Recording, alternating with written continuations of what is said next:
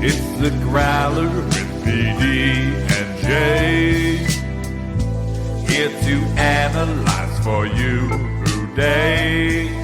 From Growler bad to Jay's got stats. We hope you enjoyed this episode of the Growler Podcast. All right. Welcome into the latest edition of PD&Jay. Paul Dehner Jr., Jay Morrison here with you. We're all off kilter this week. The Monday night game makes all the days backed up. So we're bringing you a little truncated version of our game preview show here for you to consume over your weekend. Or maybe you're listening to this on Monday as you try to get jacked up for Bengals, Cowboys, and the Simpsons on Monday Night Football.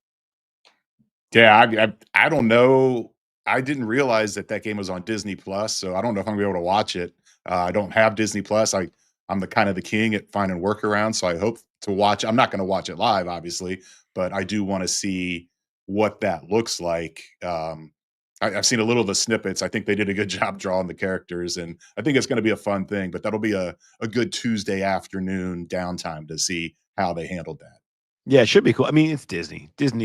Yeah. Disney's going to make it look good. If you don't know somebody who has a Disney code, this guy. All right. Oh yeah, we're all over it. You better believe it. After the show. And if you and look, you can use my password. Just ignore all the episodes of Super Kitties that it wants to ask you if you want to go back to watching again at the top. Easy. Yeah.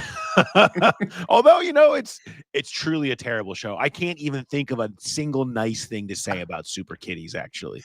But that is for a different episode. It's more for Who Dey Light, which is up if you want to go listen to me and Mark. We had a very fun episode of Who Dey Light that is up, talking about the Batmobile, the near Gronk experience, and the sliding doors with that.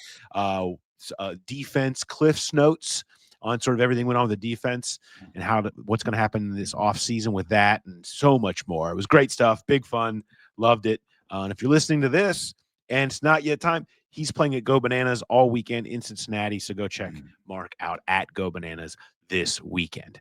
You can also check us out where we have all of our live shows, BetMGM, Nation Kitchen and Bar at the Banks. Our next live show will be before the Browns game. That'll be 10 o'clock for us on that 1 o'clock kick. They moved this out of the primetime game. So we're moving from late night shots to early morning mimosas and Bloody Marys. We know you can do it. Those things will be firing off.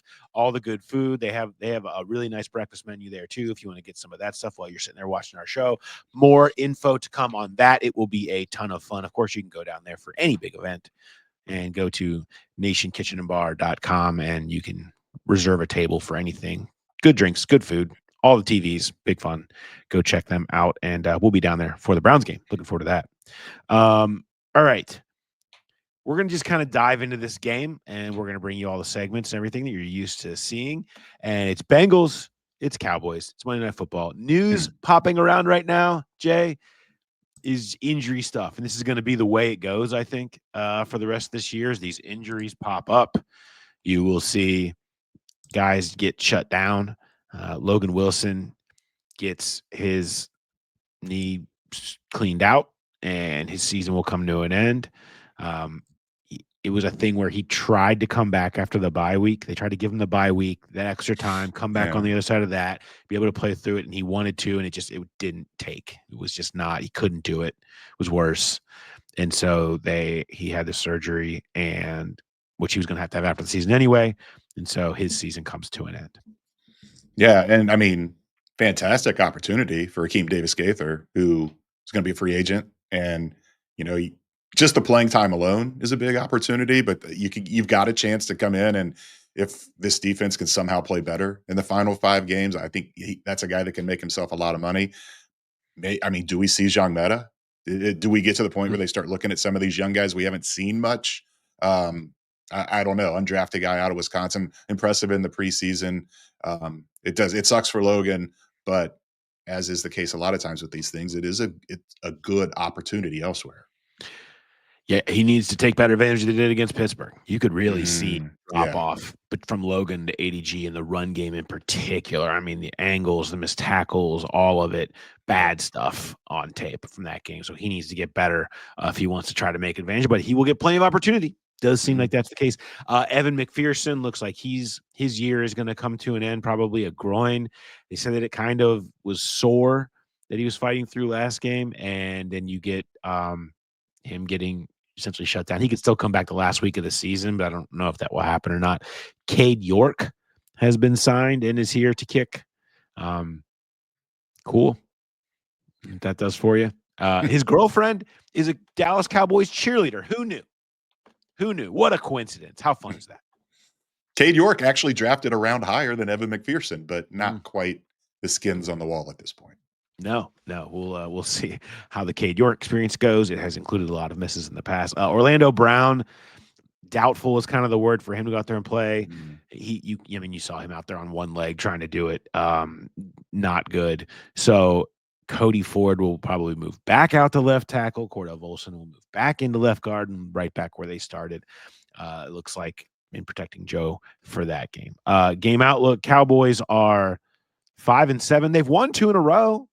Yeah. So good for them. They beat the Commanders 34-26 on, and then 4 days later went and beat the Giants on Thanksgiving 27-20. That was after they lost 5 games in a row, and everybody's Jerry's making news after every game.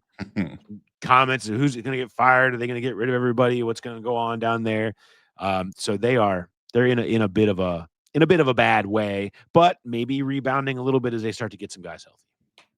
I don't know. Yeah, that does help getting guys healthy, and Micah Parsons in particular, going against Cody Ford. That's something to watch. But I mean, those 2 wins, something to watch. those 2 wins are maybe the least impressive wins that you will ever see. I mean, they almost pissed away that game against Washington. Got lucky on a missed extra point after giving up an 86-yard touchdown in the closing seconds, and then Bengal fans, you've seen it. The Giants are just bad, and Yeah. that wasn't exactly an overwhelming dominant performance against a really bad Giants team on Thanksgiving. So yeah, they've won 2 in a row. Bengals have lost 3 in a row. Bengals favored by 5.5. I think Vegas sees what anybody that has watched the Cowboys have seen, that those 2 wins are kind of paper thin. How about those 4 wins are paper thin?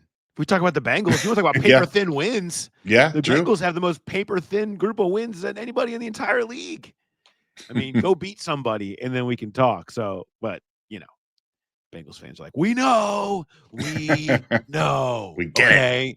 Don't have to pile on. Do you have any stats on that 5.5 number? I didn't think you were telling me you might have some interesting numbers on the 5.5 line. Bengals favored on the road in prime time against anybody when you consider the way their season has been. It's just so wild to me right now. Yeah, I thought that's just a kiss of death, them being they opened, I believe it was 6 when they opened, and so it's 5.5 now. So I went and I looked at how often have they been road favorites by 5.5 or more. Since 2011, it's happened 9 times. They've actually won 7 of the 9. One of those losses was against Dallas in week 2 of 2022 when they were 7-point favorites, and they went down there and lost 20-17 in the Burrow recovering from the ACL injury 0-2 start. The other loss that they had was the Halloween loss at the Jets in 2021 when they were 11-point favorites and they lost that game. So 7-2 as favorites, 4-4-1 against the spread. The under somehow, I don't know how this is relevant, but when the Bengals are 5.5-point favorites or more on the road, the under is 7-2. So do with that what you will. The Cowboys have allowed at least 20 points in 7 straight games. And most of them, the number has been higher. And if they've been at home, it seems like it's been even worse this year. I mean, when you look at some of these games, the Texans posted 34 on them, the Eagles posted 34 on them, the Lions posted 47 on them, the Ravens 28, and the Saints 44. And then, of course, the Giants game on Thanksgiving, the Giants only posted 20 was that DeVito or Locke? That was Drew Locke. Yeah. Does it matter? Is there a difference? Yeah, the point being Joe Burrow certainly has a chance to. The Bengals, nobody's claiming that the Bengals can't add to their games scoring at least 33 point stat this week. The question is, will they be adding to the 2 or the 4 that they are in said games this year? Because there's no question that their defense has the capability to give up some points. Again, Cooper Rush has come in for Dak Prescott, who is out, and slung the ball around. They scored 34 against Commanders and 27 against the Giants.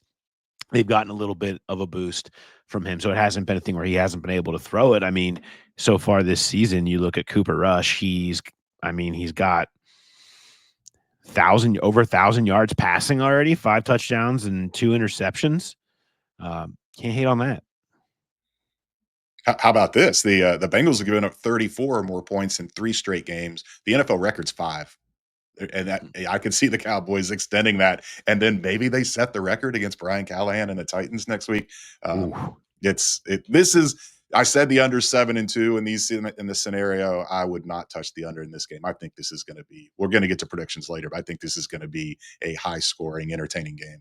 I'm with you. Connections, Jay. How about this? Yeah. Good connections game. Bengals fans. It was just last week. This is actually funny. So last week, I had done. That was on Monday. I did the rewatch. Easy for me. What am I doing? The rewatch reaction. It's a hard one to say. I've butchered that many times. The rewatch reaction show with Charlie Goldsmith, and I was telling him how we were doing the Nick Vigil impression that Jim Ozarski taught me of where you run with your arms extended, because we saw that multiple times in the game. And then I go into the locker room, and Dan Horde turns to me and goes, "How about Nick Vigil's on this roster?" And I'm like, "That's unbelievable. I was just talking about Nick Vigil minutes ago on the rewatch show." And so Nick Vigil, how about that? Mike Zimmer, of course, Dallas Cowboys defensive coordinator, embattled defensive coordinator Mike Zimmer, who his group has not quite done what you want. Carl Lawson in the house for Dallas. So good game for connections. Paulie G's on Zimmer's staff too down there, isn't he? I'm pretty sure he is. Yeah, that would make sense. I think you're right. I think he's the linebackers coach. Yeah, Paulie G. Yeah. So yeah, a lot of defensive connections all over the place down there. Referee, I know you got me some referee stats. How many flags are we going to see this week? Who are Bengals fans going to bemoan? Well, do you want to go with his career, or do you want to go with what's happened this year? Because you go with his career and you have no idea. Scott Novak is the referee. He's been one of the most volatile in the league, where one year he's at the top, one year he's at the bottom. This year he's at the bottom, 12th most penalties called in the league. This is the second 11.8. So that ranks 12th among the 17 crews. This is the second time the Bengals have had him. First time they've been scheduled to have him. He was part of that odd situation in week 8 when they were supposed to get John Hussey for the Eagles game. Hussey suffered an injury during the week, so they had Scott Novak just stop in Cincinnati to do the game on Sunday before going on to Pittsburgh to do the Monday night game. So he's done 6 Bengals games in the past. The Bengals are 2-4 with him as the referee, but one of those was a Monday Night Football win. That was last year's game against the Jaguars. Okay, I like that. So potentially a game without a ton of flags. I could go for that. Yes. I need a run. I could get a running clock too. That'd be great. Thank you. So all right, we've got that. Let's see. What other stats do we have on this game? Anything else? Yeah, there's a few. I've got one, but I want to save that. It's more of a trivia. Yeah, more of a trivia type of stat. This is Monday Night Football, obviously. Bengals on the road for this game. I went and looked. I was like, "What? That Jaguars game last year on the road that they won? When was the last time they won on Monday Night Football on the road before that?" It's been a long time. 1990. They overall road winning percentage on Monday Night Football. The Bengals are 4-20 in their history. That is the worst record among all teams on Monday Night Football. Wow. On the road. Jaguars next worst. They're 1-4. So even if the Bengals win this one to get to 5-20, they will still be tied for the worst winning percentage. They will be at that 200 winning percentage with the Jaguars. Cowboys have one of the best home winning percentages on Monday Night Football. So both of those numbers working against Bengals on Monday night. You're just full of good news today. Just full of it. So much. It's Friday. How about that? It's Friday. Yeah. How about the season? I mean, right? It's kind Yeah. of full of bad news anyway. So you're just reflecting the season. That's what we're doing.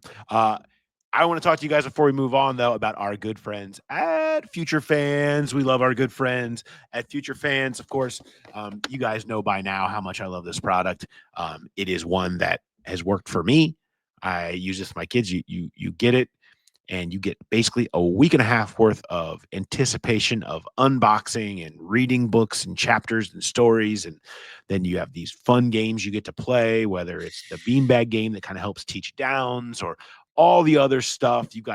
I always joke about, we have the route tree that's in the book when you get at the end, where you can go through and learn other things about football as you go along. And my kids are out here they got me running nines and hitches and throwing the ball, and it is awesome. It's meant for kids that are between 4 and 8, for a great way to teach them the game. It's a product made by Growl Pals.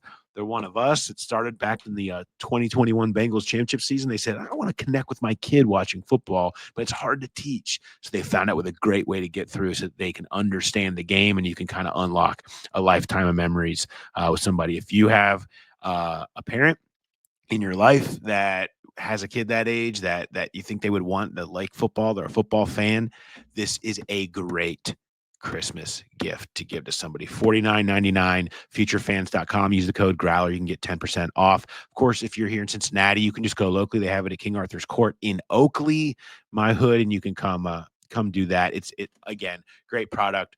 Worked for me. I got my kids out here.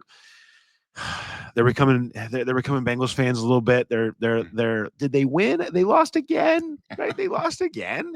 Like, yeah, you're gonna learn. You're gonna learn. And it's a great time of year, though, to learn, because you give it as a Christmas gift. The kids learning football as all the bowl games are going on, as the college football championships are happening, the playoffs are starting. So a great time of year, certainly, when a lot of football is going to be on, to teach your kid how the game works. So, and that's a great way to do it.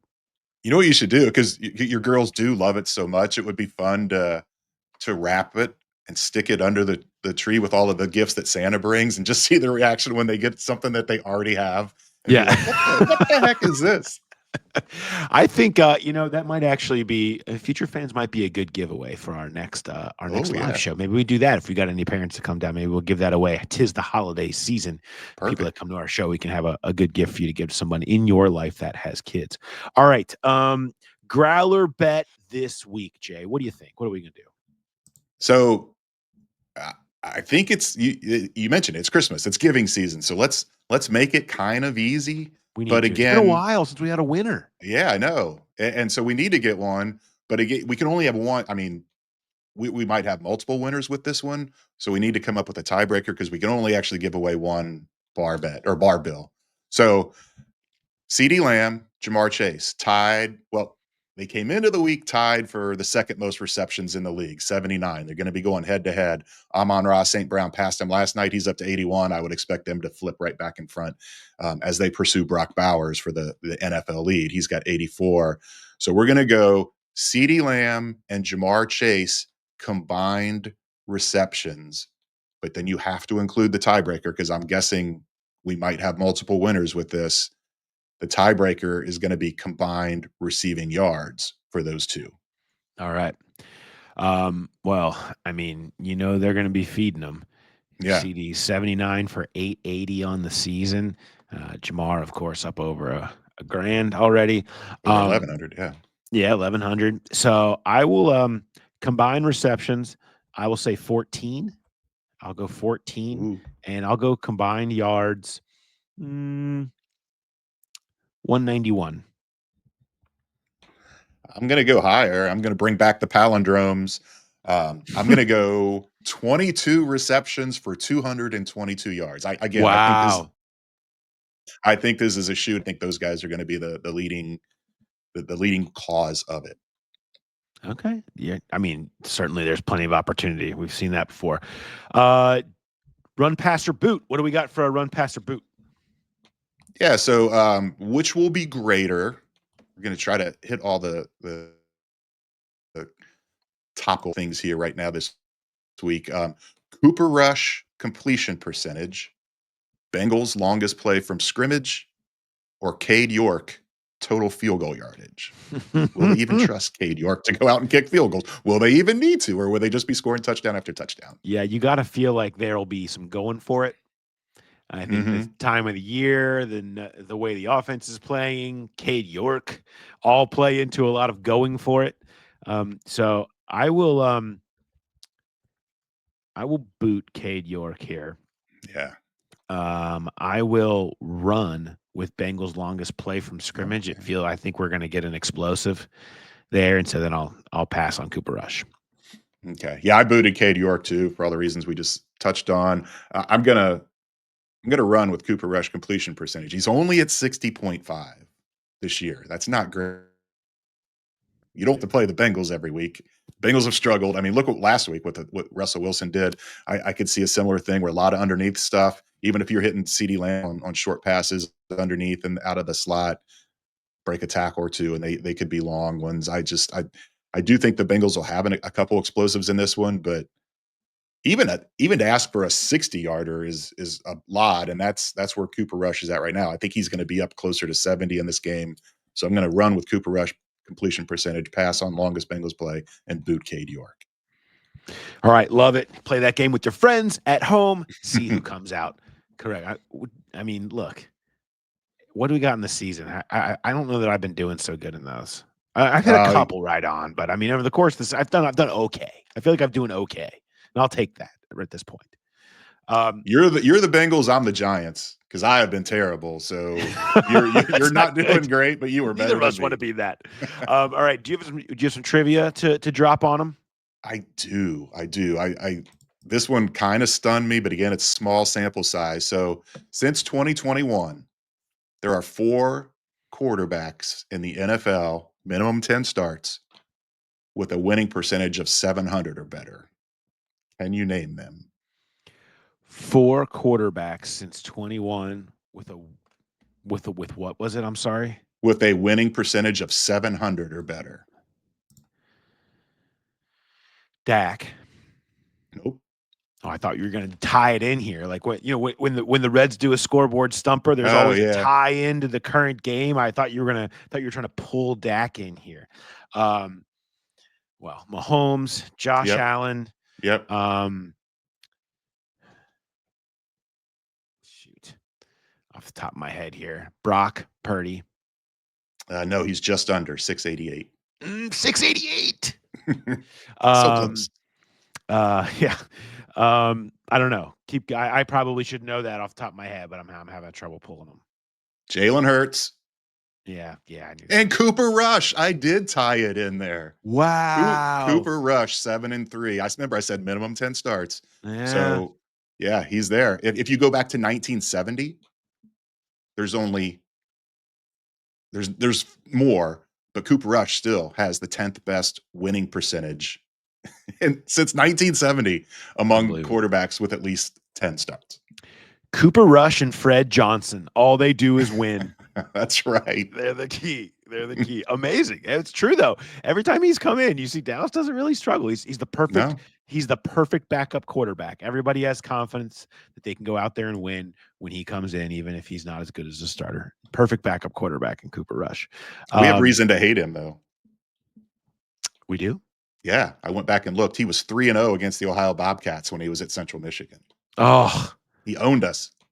What a weekend though ahead of us for the Bobcats. Yeah, I'm heading up there. You're all stocked and loaded.